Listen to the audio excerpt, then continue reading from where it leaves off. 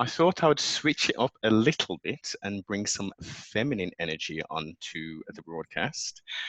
So we welcome the world-renowned, legendary Caroline Pearce. How are we? Oh, I like that introduction. I'm not sure I can live up to that, but thank you. I'm doing good. I'm doing good, thank you. How are you?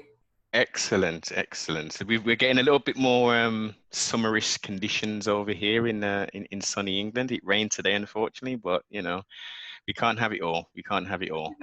Which is funny. So if it makes you feel any better, I'm looking out the window. It's early in LA here, and it's grey and cloudy today, which is unusual, but yeah, we're getting a little bit of that rain. Very much It's so. making me feel at home. Definitely, definitely. One day's enough though. The sun can come back. No, it has been really hot, so we've been really lucky. So a bit of respite, a little bit of respite. Exactly. Yeah. Definitely. So I have brought you onto the broadcast because you are a leading female figure from the UK in the sports world, in the presenter world as well. And I thought, I've seen a few interviews, and I thought I would just touch on a few things and get a bit more deeper into the mind of Caroline, your past, present, future, your aspirations, goals, etc. Just to expose the people a little bit more to who you are as a person. Great. No, happy to do so. Fire away. So how did it all start? I mean, I know clearly you're an athlete, and I recall seeing you first on Gladiators. Yeah. That's when for me at least, that was the inception of Caroline. Is that indeed correct, or was you prior to that doing things within the industry, etc.? Yeah, no, that was kind of the start of television mainstream, I guess. I mean, before that, I was an athlete. So I was competing for Great Britain in track and field. I was a heptathlete for many years, British champion twice. And then I went and did bobsled for a little bit as well, which is a little bit crazy. So they recruit a lot of athletes from track into bobsledding. So I pushed sleds in Calgary, Canada. Very different. That year. Yeah, so I did that. And then when I got injured, I wanted to combine my passion for sport and my passion for television that I got a little bit of a taste of as well. And Gladiators came along, and that was fun and crazy, and something even as a kid I wanted to be a gladiator. So when they brought the show back, that was pretty much a dream come true. And then I combined that kind of TV love and sports passion and went down the sports presenting route, or sports hosting as we call it here in America. Okay. And clearly it's grown exponentially since that period, and you've branched off into multiple, as you say, BT Sports, etc. And more, for me at least, and my world, combat sports, which is a great passion. And I've seen you throughout quite a few organizations. How did you manage to segue into MMA, sort of mixed martial arts? Yeah, kind of by opportunity as opposed to sort of tracking that down. I mean, when I first started in sports, I guess broadcasting or presenting, I thought I'm not going to suddenly step in and be the lead football reporter. There's people that are doing that job, and you see the same people get used for the same thing. So I thought, how can I find different angles and places where there's maybe not a female lead, or there's an opportunity to get in? And it actually started with World's Strongest Man. So I had done a few, I knew some of the strong men from the gym and from training, and my mum used to play badminton with Jeff Capes. I don't know if you remember Jeff Capes. He was World's Strongest Man. Legend, of course. Yeah, I played badminton with him. They were both part of the police force. And so I got this opportunity to start presenting some of the Strongman Champions League and Europe's Strongest Man, and then it went on to Channel 5, and I got to do the World's Strongest Man. So I kind of found that niche, if you know what I mean. Yeah. And a sort of a female lead doing it, and that was a lot of fun. That was a lot of fun. We went off to America and World's Strongest Man. Was there much preparation in regards to what you needed to learn? Yeah, for sure. Yeah? I prepare. I just love to research. I love to know everything about whether it's fighter or athlete or whatever it is, and watch back past tapes and shows and everything. So yeah, I mean, I needed to get to know the events and the history of the sport and the personalities and what's come before. So, but for the most part, it was just reacting to the games and what happened. So I've been doing that, and I thought, I love this kind of being amongst sport again. It was giving me that same feeling I had as an athlete myself, to be amongst it. I'd feel nerves for them, not for me and my job going live or whatever on television. I was feeling nerves for them competing, and saw crazy injuries, and then the highs and the lows, all the stuff that comes with sport. So I went about creating my own online series after that. I thought, I really want to do this. I got some official kind of broadcasting training, and I created my own series at the time called for exclusive athlete media, and just kind of going about interviewing athletes, and whether it's ones that my agents at the time knew or personal contacts in track that I had. And I think it was that kind of showed BT Sport a little bit more of my work and what I'd done. I was also commentating a little bit on Eurosport for the CrossFit, the CrossFit Games, the fitness. Yes, I remember. Yeah. And all that stuff. And then when BT Sport launched as a channel, I was really gunning for the MotoGP. I've been a huge Formula One racing driver fan my whole life. I love bikes, and I've done a little bit of super bikes for Eurosport. So that was the job I wanted. I was like, I want to be the kind of Susie Perry of the bike world, and do that. And that season didn't start till the following year, and BT Sport was launching in August. And out of the blue, they contacted my agent, and I was on holiday at the time. I'm like, we'd like to offer Caroline this show called UFC Beyond the Octagon. She'd be, interviewing the fighters, hosting it with Gareth A. Davis, who's an expert in it. And I remember thinking, oh my gosh, I don't really know anything about MMA. I could name a few fighters, and that was it. But my boyfriend at the time used to fight sort of more of an amateur level, but he'd done some fights. So for him, this was like amazing. It was like, okay, great. We've got fights every second. Anyway, long story short, I've always kind of said, you say yes and you learn, right? When a big opportunity comes along. And we started with the live weekly show, and threw myself in at the deep end, and then just became a massive fan. Got to know so many of the fighters, watched hours and hours of tape just to, even get to the point where I could do a show, and grew from there. So, and then more, like you say, more organizations and other sort of fight specific work came from there. But it all started on BT Sport with our UFC Beyond the Octagon show. Wow. And it's currently, so are you still doing the PFL stuff when that will come back into? Yeah.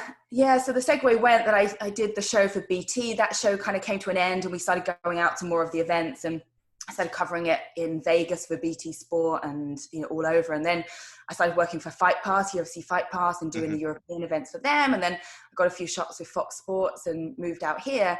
And then sort of ironically, as I moved out here, I ended up doing more for BT Sport in America, living in America than, we were doing back there, because I was, literally within shooting distance of Las Vegas. So that all came great.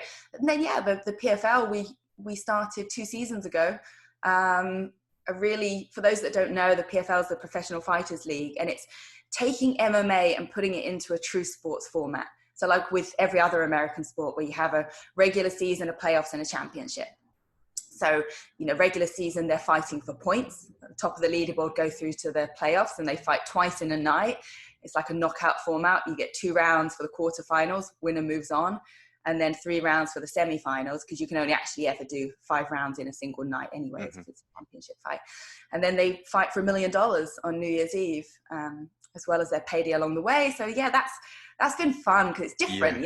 It's not trying to compete with UFC. It's just a whole different format, and I was lucky to be able to do both, because PFL is for ESPN in the US, and what I do with UFC is for BT Sport in the UK. But yeah, we've our season has been cancelled this year, with everything going on, and I think they took that decision early on because, one, we have a lot of international fighters. Yes. It's taken the UFC, with all the money they have as the top organization, to put on Fight Island and so forth. So once we had so many international fighters, the safety as well, obviously. And I think with us, because we're a season, if you push it back, you run into other sports seasons on the network, and it starts to not be as beneficial. So yeah, so we're not back till next year, unfortunately. But this episode is sponsored by Supreme of the UK. Click the link in the description and support the broadcast. I know they're looking after the fighters. The fighters are being paid still, and there's talk there could be an exhibition fight or so at the end of the year. So fingers and toes crossed. I mean, for me, you definitely. I mean, we need more. I mean, luckily, as you say, with the tremendous money that the UFC, and is it in Endeavour that is the holder? Yeah, it's bought by William Morris, wasn't it? And yeah. So, they've got a very deep pockets. I know they're in financial difficulties currently themselves and have made some, some layoffs, etc. But, luckily for the fight fans and for the athletes, they've been able to put on events. Bellator's coming back. So, trustfully, as I say, fingers and toes crossed, we can see some PFL events. Yes. Being in the UK, I personally find it quite difficult to actually view anything in regards to the PFL. Right. On what's the best way for people to actually get tuned into the PFL? Yeah, so in our first year, we were on NBC Sports, and then we were on Facebook Watch. So then internationally, everybody could watch it. For the UK audience, gosh, you've tested me now. I'm trying to think of how it can be. You haven't found a way to view it. No, I found it very, very difficult. I mean, yeah. It is viewable in the UK because we've got Brendan Loughnane now as well. Yeah. Fight has been signed. I'll find that out for you. Gosh, I should know that off the top of my head. No, don't worry. That's what we're here for. Yeah, I'm focusing on the US broadcast. And again, we've got Randy Couture on the broadcast. Yeah. Last 2 seasons, we've had Eve Edwards as well. Those that know their MMA will know the legend he is too. And then Sean O'Connell, who won our season 1, UFC veteran as well. So a fun team. And Rory McDonald signed for this next season. Exactly. I think that was a very smart move. I think people get caught up in organizations. I mean, going back to the wild, wild west, if we call it that, where people was fighting in multiple different organizations, really proving themselves to be the best fighter in the world. Whereas now you've got these, as we're seeing in the last few months, fighters saying how the contracts aren't the best, and they're told that, especially within the UFC, they're called independent contractors, but they're signed to exclusive deals.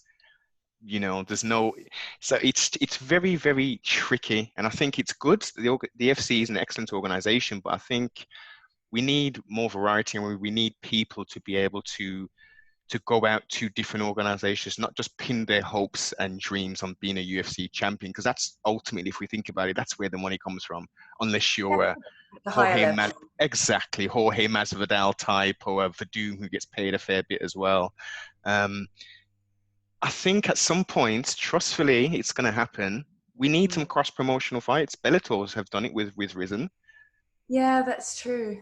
And we do a good job of, because we're on the same network in the US, we're on ESPN, we'll promote the UFC fights that are coming up that weekend, because we're Thursday night fights until it gets to the championship and some of the playoffs, but we promote them going forward. But we have fighters that are, they're either former UFC fighters, some have then gone on to be in the UFC, others have, could well be there, but they're choosing a path that makes sense for them in terms of money and how they like to be taken care of. I mean, Kayla Harrison, who's our, female star of 100, we've got 155-pound women's division, the only one really. I mean, she won $1 million last year. I'm sure, they're paid very well as it goes on as well. And I think that's what attracting a lot of those fighters that are thinking, this career is short, it's short, it's demanding, you can't even guarantee fights. And with the PFL, you're guaranteed a certain number of fights in the season in a pretty condensed period of time. And, some of them are like Rory McDonald. It made sense to him to get what he feels he's worth from his career. But yeah, it's, for a lot of them, the UFC is still the ultimate goal. For others, it's just variety and it's different. It's interesting as well. I saw that Paige Van Zant's now on the open market, isn't she, after her last UFC fight, and with her husband fighting at Bellator. I wonder if she'll, and she's too small a weight class for the PFL. We're 155 pounds for the women, but I wonder if we'll see her in Bellator, because she'd certainly be a big name for them, huh? Definitely. And I think Scott Coker has tweeted something out or did an interview and said, they're definitely interested in snapping Paige up. It's unfortunate. Didn't they, as well? Yes. Well, it seems, I mean, yeah. Yeah. Generally UFC fighters, once they leave, generally they're going straight to Bellator. That's usually the case, or one championship. We've had a few Demetrius and did Misha Tate go to one championship, or was that's more of a she was the role there, isn't she? Exactly. That's a management type of role where she'll do a bit of, yeah. Well, we And pitched for Cyborg as well. The PFL did pitch for Cyborg, but in the end, she chose Bellator. That made more sense for her. So I thought it would have been a great idea. I thought, the less of a weight cut, we've got this upstart in Kayla Harris who's tremendous. She looks absolutely phenomenal. she's a Strike, dangerous woman. very Yeah. much so, and the striking is improving fight by fight. I think she's very Trained with Amanda Nunes as well. She's there at exactly. ATP and with the best in the world. So it's exciting to watch, and she's signed as well for what was meant to be this season, but when we come back next season. So Yeah. Do you think potentially Bellator and PFL could potentially do something together? I don't know. I mean, PFL has its set format though, so we run a season. So Yeah. it would probably have to be exhibition style fight. Exactly. Yeah. Yeah, as opposed to I think. But who knows? With all of this, I mean, Dana White's proven it. Anything's possible. Did we think we'd have fights on an island, in the middle of a pandemic? No, but he's proven that anything's possible, and we have some real creative minds behind the PFL as well, and the plans they have moving forward. It's just obviously getting back into that season next year. But yeah, I would say anything's possible, and why not? Why not? I think it would be good. I think it's good. So in some people's eyes, they think this cross promotion will hurt. Like for instance, if UFC put up, their champions against, for instance, Ryzen's champions and lose, that hurts their brand. But it doesn't. It shows the willingness, and we all know within an MMA fight, anything can happen. You can be a knockout, a flash knockout, a quick submission, anything can happen. Question for you. The UFC doesn't need to do that though, do they? They don't need to cross-promote with Bellator. I mean, I can't even, to be honest, I can't see them necessarily ever doing that because there's not the best relationship, is there? Or not that it's not the best relationship, take the relationship out of it. I would say, no, they don't need to, but they can prove their dominance and solidify their dominance by saying, okay, we're clearly the market leader when it comes to MMA, because most people, when they talk about this subject, they say, are you a UFC fighter, for instance, rather than saying, are you an MMA fighter? So if they can go to multiple territories and say, okay, we're going to go to Ryzen, we're going to destroy all of their champions, then we're going to go to Bellator, then we're going to go to the PFL, for instance, LFA, and prove once and for all that the UFC has the best fighters. I think that would be an excellent marketing ploy. I see what you're saying, and I always say anything's possible. I just don't know if the UFC will feel like they need to do that. I feel like they already are the best. Do you know what I mean? And they already potentially in their mind have the best fighters. Yes. And it becomes a little bit more like boxing then, doesn't it? Yes, but I think without the politics, which is kind of coming away from boxing, and fights are actually happening now a lot quicker, I think it gives everybody, the fans, the fighters, a true sense of, who's the best. Yeah. Because most people, if you're not in a UFC, I'll talk about one championship and I'll mention certain fighters and I'm like, who on earth is that guy? He wouldn't stand a chance in the UFC. And I'll say, okay, let's look at his record. This guy is 30 victories, 2 defeats and 1 draw. Like he would be a very tough challenge. Yeah.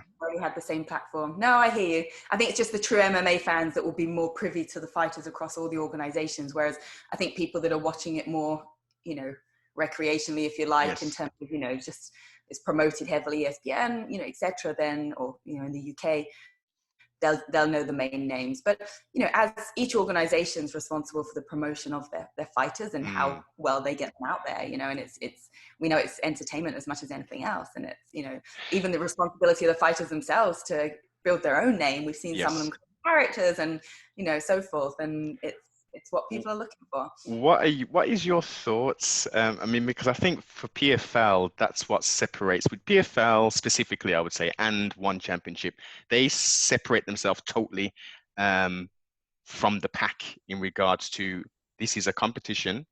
This is about honor and respect. This is about seeing who's the best on the night. This isn't about making memes about people and being disrespectful about people's mothers and the weirdest kind of stuff that we see, which is supposed to be under the banner of sports entertainment. Assaults taking place, we all know about McGregor and stuff. what's your thoughts on all of that? Do you think it's Yeah, crossing the line, or do you think?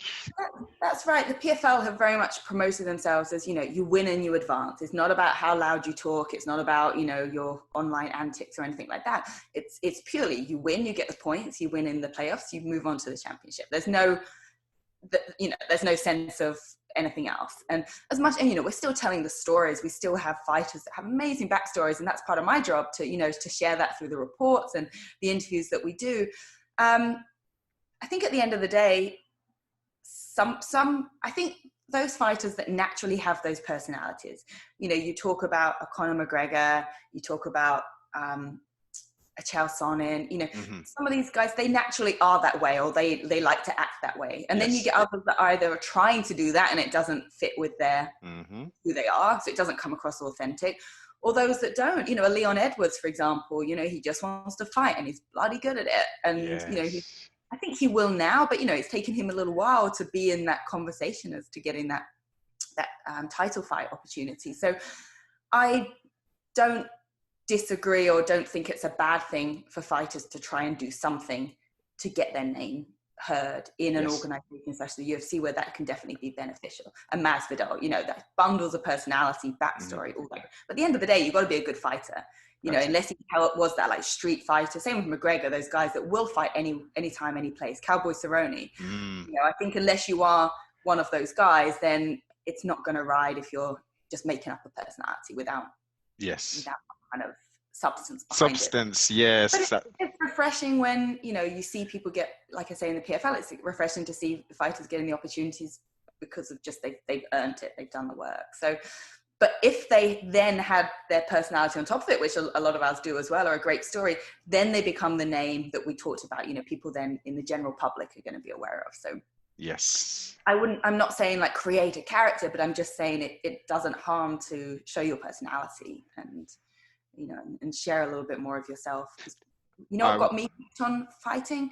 The fighting was amazing. I loved it. But as soon as we started getting the fighters into the studio at BT Sport, it was their stories, like, learning about them as people and where they come from and what they do. And that's what got me personally invested. Then you care.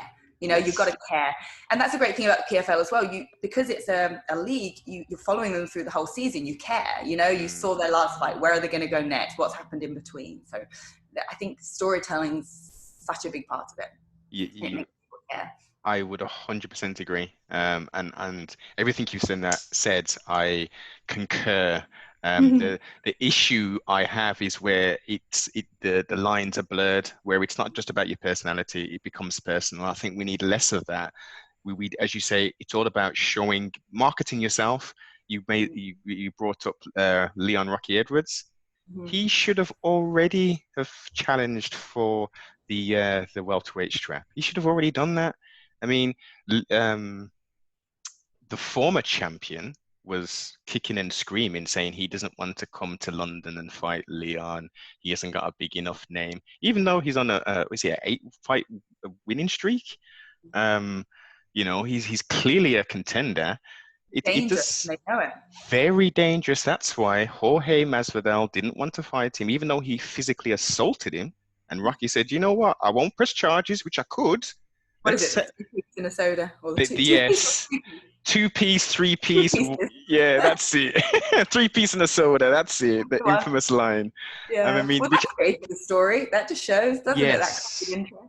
Exactly. But which I think is a bit unfair on Rocky's side. He hasn't been able to capitalize on this. There's been no match with Jorge. Jorge's just exponentially rose into some huge figure, 1.3 million views on the last fight with Kamaru. Gilbert slid in there, by being courageous, skilled, and winning back-to-back fights to get into that position. Unfortunately, was tested positive, and we're just slowly but surely, everyone seems to just forget about Leon. Poor Leon's positive for COVID, as that could be taken the wrong way. yes, for COVID. Yeah, because you've got to be, back in the day that meant something else until indeed yes. And I think Leon's now been a victim of living in the UK while the only fights until Fight Island have been going on in the US. So who knows, maybe this narrative could be different if travel limitations hadn't happened, and he had that fight. He could have got stateside to fight Woodley. So I think he'll get his opportunity, and I think he's been quite smart in wanting to wait. I think he turn down or say no. Was it to fight Ireland or to an opportunity because he wasn't ready because he hadn't been able to train properly under the COVID restrictions? I think that might have been, there was a reason why he didn't fly initially. Anyway, something Yes. like that. But no, you're right. You're right. he probably knows he's probably got one shot, and then you might tumble down and you've got to build back up again. And he wants to be in the best shape. But I feel confident he'll get his opportunity. Yes. I just wonder whether he's got to do another fight beforehand. Trustfully. Or something like that. I mean, either way, Gilbert Burns is looking very good and he's improving. Love the character as well. I see Rocky taking him out in the 3rd or 4th round. If he fought Woodley, he would have taken him out again 3rd or 4th round. Usman now, I think that's going to be a very tough fight. I think naturally. They've fought before, haven't they? Exactly. Very early on. Yeah, early on in both of their careers, and it was just a grappling match. Yeah. You know what?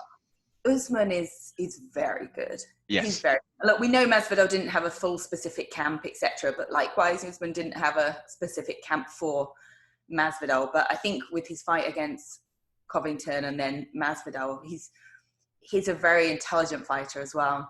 And even if it wasn't the fight that maybe was as exciting as some people may have liked, especially compared to the fights that had come before that night, but he did, and Daniel Cormier talked about, he did what he needed to do to win and maintain being champion. And by being champion, where you earn the money and you get the opportunities. He's smart. That's what he did. And I would like to see that fight again. Because it was clear that Masvidal, was a little less conditioned than we're used to seeing him as it went on. Can I bring a point into this? Yeah. A lot has been made about Masvidal and him only taking the fight on 6 days' notice or whatever it was. But if we rewind time, this has been built up from the press conference on International Fight Week or whatever it was, that altercation that they had, and then there was talks about it, and then it was about, it's the money. So my question is, and I'm pretty sure this isn't the fact, but based upon the logic which is being presented, Masvidal is only going to start training for a fight once he's inked his name on the contract and the other person's name was on the contract. They knew that they was going to fight. The difference is the contract wasn't signed. So he was preparing for Usman. The difference is that the money wasn't right.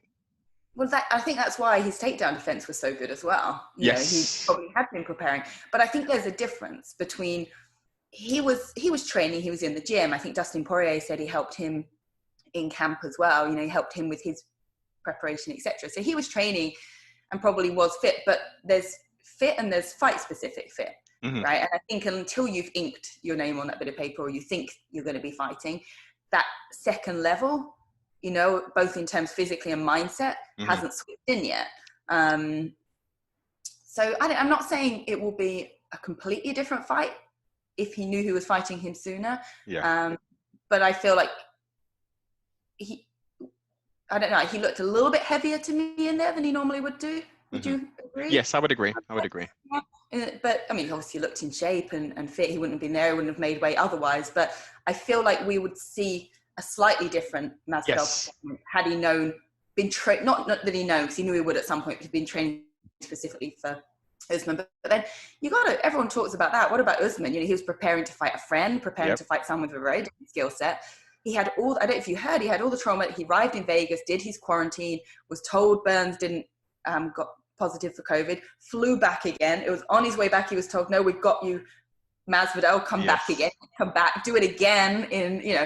I think the way all of these fighters have performed out there in Fight Island, with all the way and the travel to even get there, the quarantine in their room when they get there, the heat when they go outside, etc. I think hats off to all of them for, adapting and putting on the performances they have.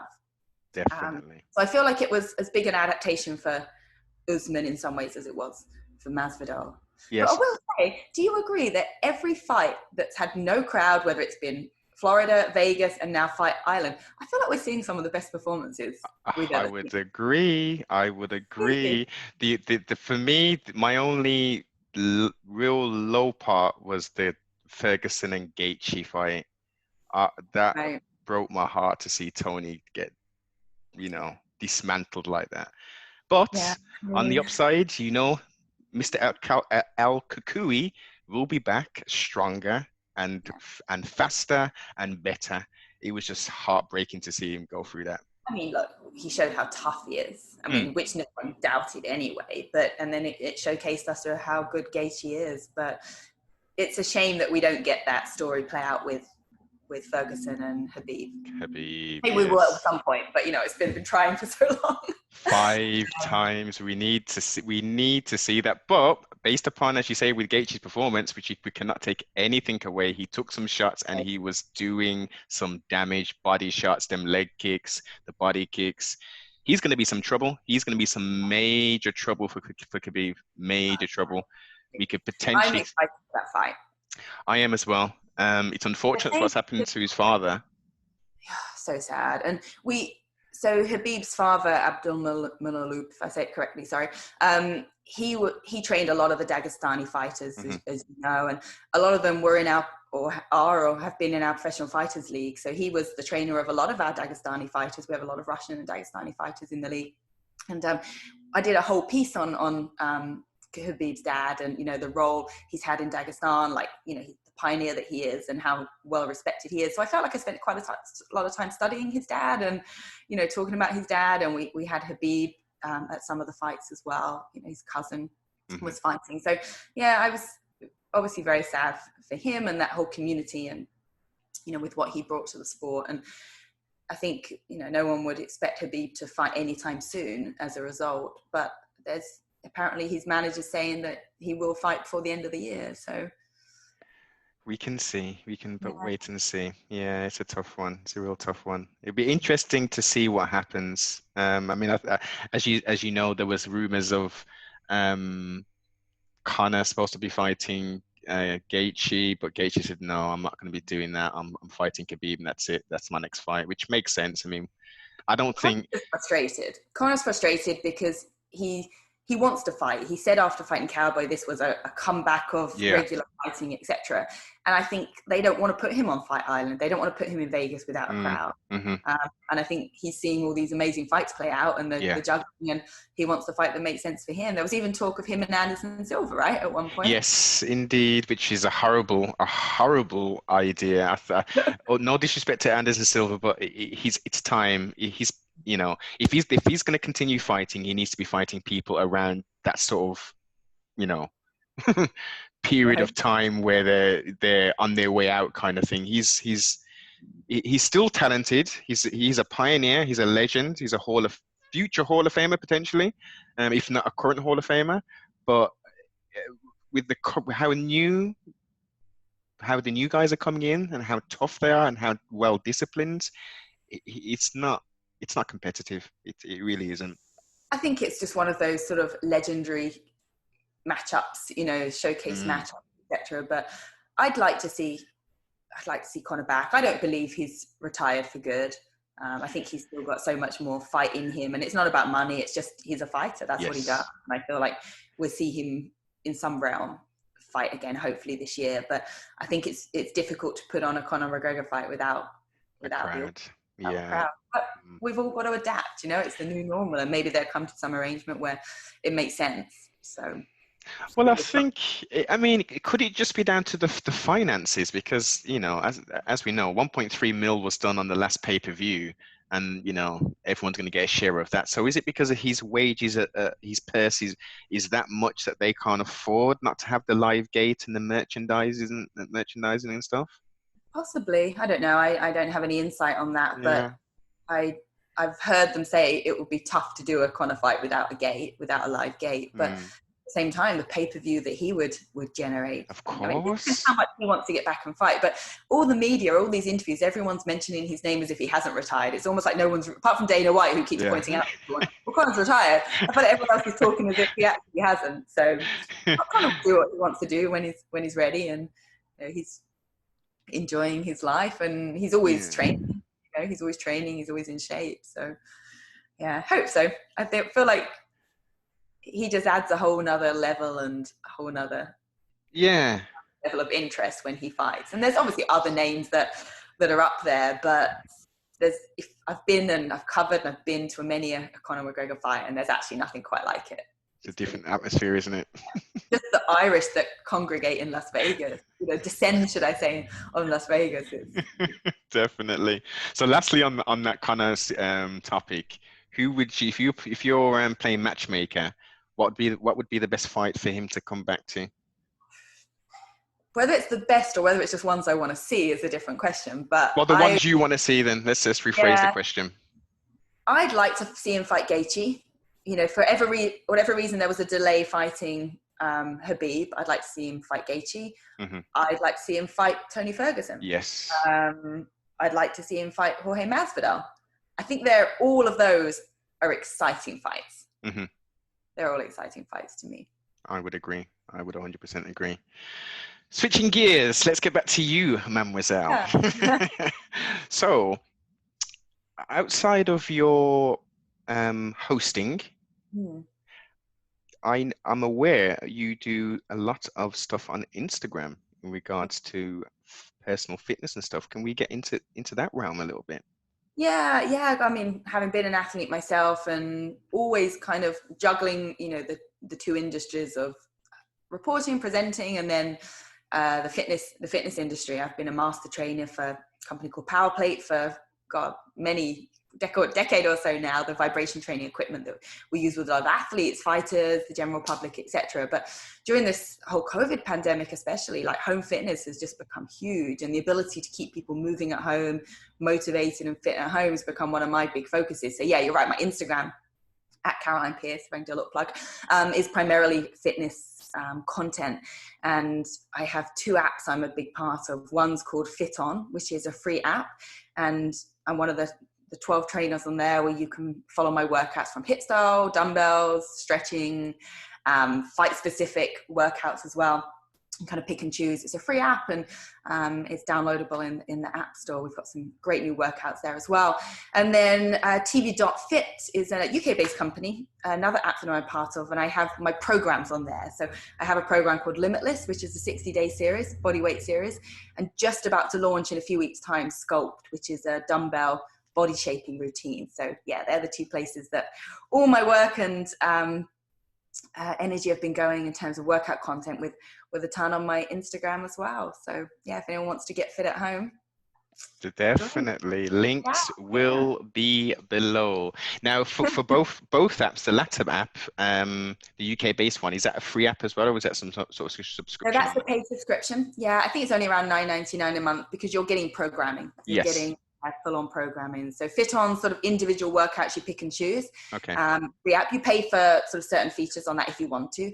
And then Tv.Fit it's available internationally, but it's a UK-based company. And yeah, you pay, and then you access to everybody's programs on there. Gemma Atkinson's got one on there as well called Stronger. And yeah, you could do True Fusion style workouts as well, which are more Pilates and yoga. So yeah, lots of good stuff. So it's kept me busy, it's kept me fit, it's kept me moving. My home has been turned into a mini studio. I've got equipment everywhere and lights, and it's been crazy time.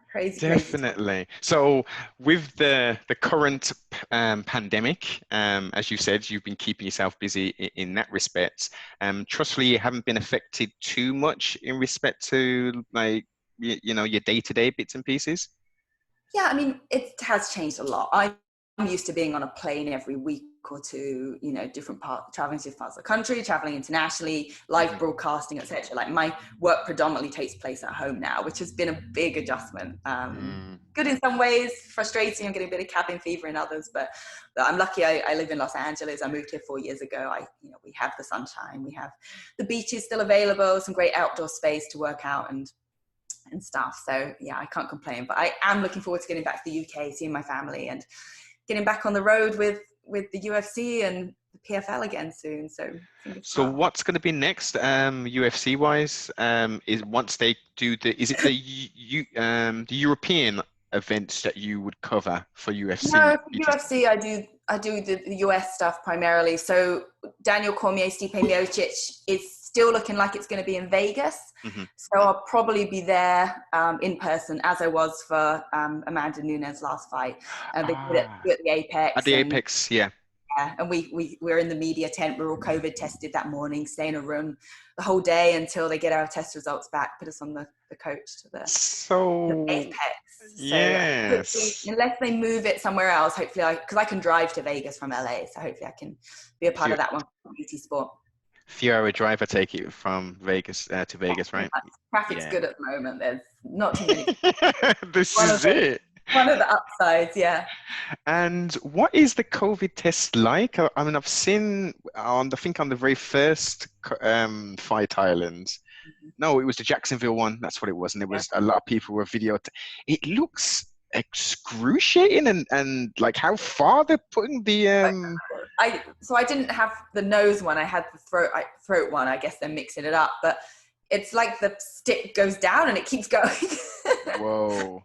It's like a tickle that makes you kind of gag react a little bit, but it's fine. And then it stays with you a while as well. And even once they finished it, you're like, oh, still feel it. Is it still there? Yeah, it's kind of still there. It's like something's tickling you, but yeah, it's fine. It's fine. Good. Okay, if you can, what is the best way for people to get in contact with you, Mademoiselle? What's your social medias, Twitter, Instagram, and all the rest of it? Yeah, they're all at Caroline Pearce. Pearce spelled Pearce. So follow me at Caroline Pearce. Check out my website, carolinepearcetv.com. Wonderful. It has been an honor having you on. I appreciate it. Thank you for having me. Definitely. And trustfully, we will get that exhibition event at the end of the year with the PFL in whatever guise it takes place. Trustfully, the quote-unquote MMA gods have something really special, possibly a cross-promotional thing or something like that. We never know. We will see. I hope so. Yeah, looking forward to getting back to work and getting on the road again. Definitely. Well, you stay safe, and thank you very much for your time. Thank you. Bye-bye.